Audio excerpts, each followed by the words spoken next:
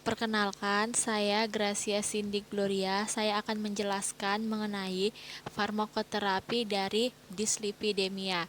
Namun sebelumnya jangan lupa like, comment, and subscribe ya, karena subscribe itu gratis. Yang pertama, pengertian dislipidemia. Dislipidemia didefinisikan sebagai peningkatan kolesterol total, kolesterol low density lipoprotein atau LDL atau trigliserida, kolesterol high density lipoprotein atau HDL rendah, atau kombinasi dari kelainan ini. Patofisiologi. Di sini bisa kita lihat kalau di patofisiologi itu ada dua jalur. Yang pertama itu jalur eksogen dan endogen. Nah, jalur eksogen ini adalah ketika lemak-lemak atau kolesterol yang berasal dari apa yang kita makan atau apa yang ada yang masuk ke dalam tubuh kita.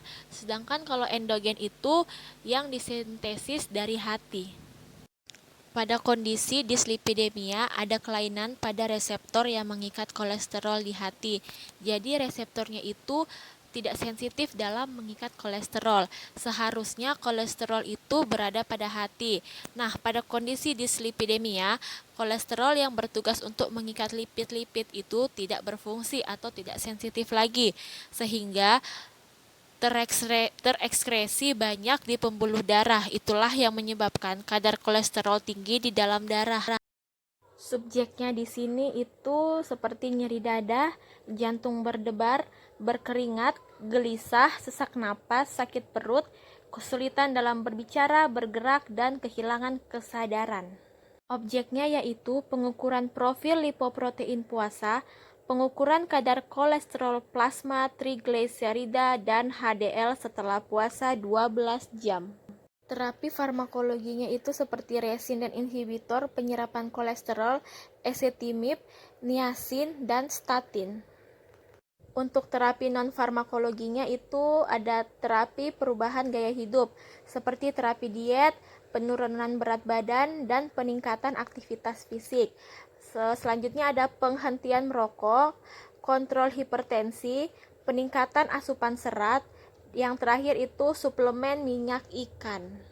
Selanjutnya pada algoritma, di sini dilihat berdasarkan tipe lipoproteinnya.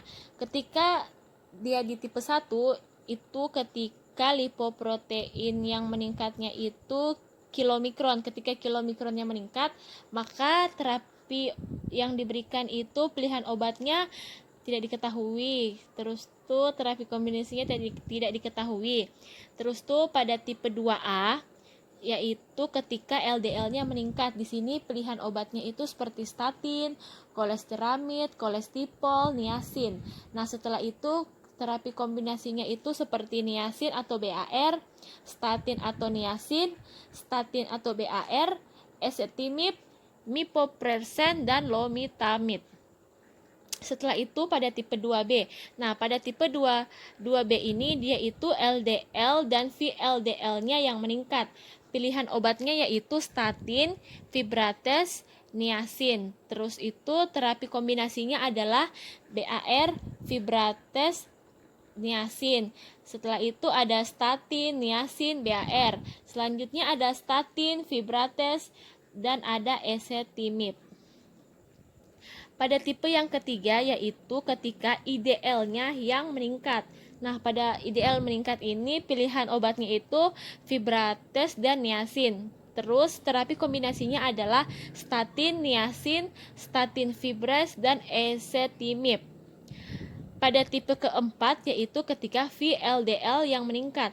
Pada VLDL yang meningkat, pilihan obatnya yaitu fibrates dan niacin. Terapi kombinasinya pun itu niacin dan fibrates.